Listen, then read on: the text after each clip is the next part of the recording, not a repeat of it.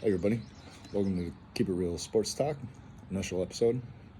Today's video is going to be a case of Jameis Winston being the pick for my dark horse 2021 NFL MVP. Had a little trouble spitting that out, didn't I? First things first, still has Sean Payton. Pretty damn good coach, right? I think everyone thinks so. Pretty goddamn good play caller too. I'm pretty sure there's not too many people better than him in the NFL on that. Two, he also has Alvin Kamara and Michael Thomas on the team. Still two unstoppable beasts. And three, he has had an opportunity to sit back and reflect on his time in Tampa Bay, what went on there, what went right, what went wrong, and he also had time to learn and grow under one of the greatest quarterbacks to ever play the game in Drew Brees. So that's another big benefit to him being possible MVP this year. He definitely probably has a hunger and drive to be one of the best in the league. I've seen some of his workout videos. Make fun of him if you want, but he's busting his ass nonstop. So that's got to say something for his drive and determination. In 2019, one of the seasons that I'm gonna use to make the case on why he very possibly can be the 2021 NFL MVP is a quote from 2019 when he had a really good season. He says, "I know what I'm worth, and I know day in, day out, without publicly coming and saying that historically, I'm one of the best quarterbacks to play the game." Picked that quote up at Get Up from ESPN. I first laughed when he said that, but he actually kind of has a point. He balled the fuck out in that 2019 season. It was just a couple of things that he needs to clean up, and there's no doubt that he possibly could be this year's MVP. The last five MVPs have all been quarterbacks, of course. Last year, Aaron Rodgers, GOAT man. Lamar Jackson, 2019, hell of a season. Patrick Mahomes, we all know what he did in 2018. Tom Brady, 17, he's just doing his thing like he always does. And Matt Ryan had a perfect storm around him. I don't really much care for that guy, but in 2016 he was the MVP because he did have a really killer season. The last person to win an MVP though without being a quarterback was Adrian Peterson, the year that he beat the single season rushing record. So you got to do something phenomenal to be able to win it as a non-quarterback. So what we have is stats for Jameis Winston leading up to his historically great season. 2015, he played 16 games. He had 535 attempts, 312 completions, 4,042 yards. And here's where it starts getting to be a little bit troublesome for old Jameis. He had 22 passing touchdowns and 15 interceptions. He had 6 rushing touchdowns and 213 yards. 2016, he also played the whole season, 16 games. He had a relatively similar season for yards and completions. He had 28 touchdowns that season, but he also had another 18 interceptions. He had only 1 rushing touchdown and 165 rushing yards. 2017, he only played 13 games. I'm not sure for the limited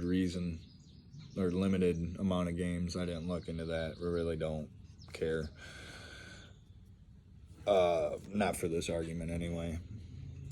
He had 442 attempts, 282 completions, 3,504 yards. Not bad for those completion numbers.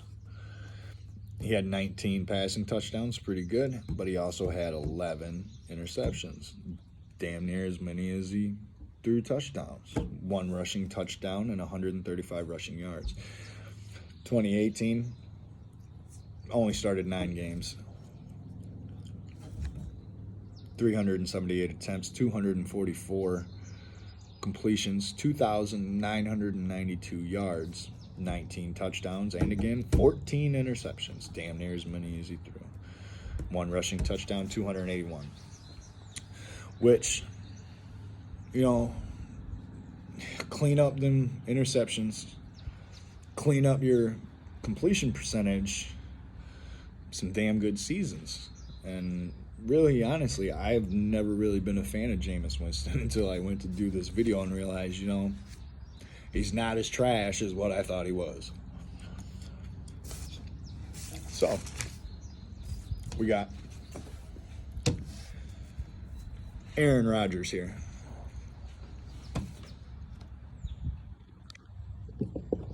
Let me show you guys.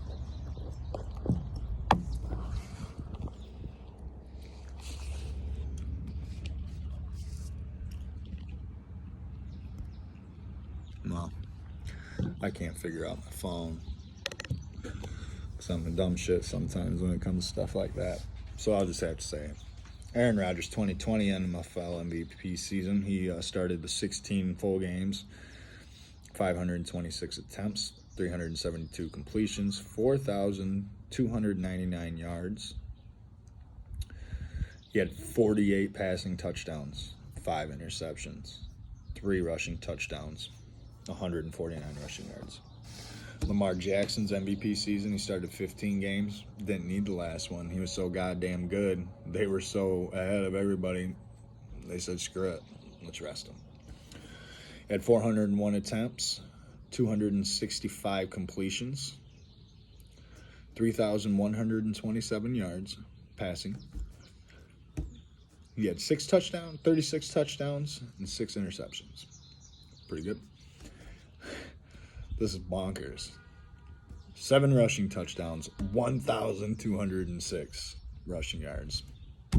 No wonder he won the NFL MVP that season, right? Without winning the Super Bowl, but that really shouldn't matter anyway because it's a regular season award.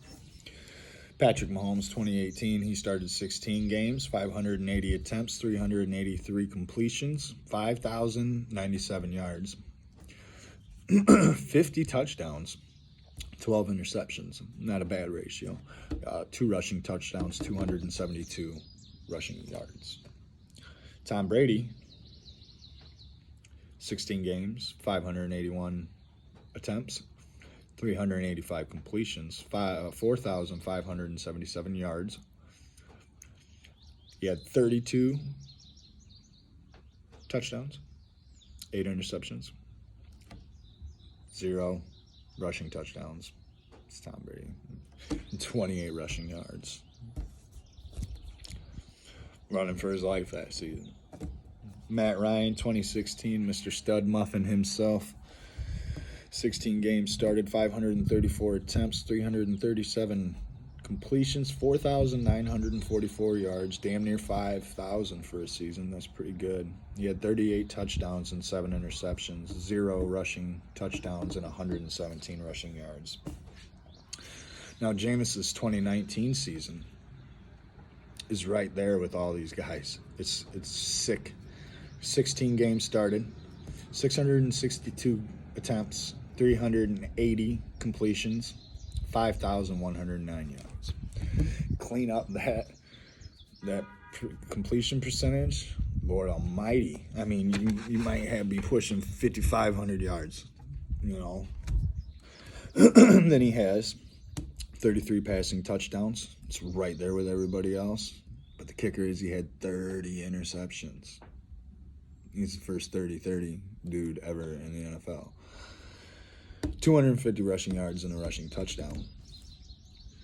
Those numbers, which I wish I could put up here for you to see while I'm talking, hopefully here in the future soon.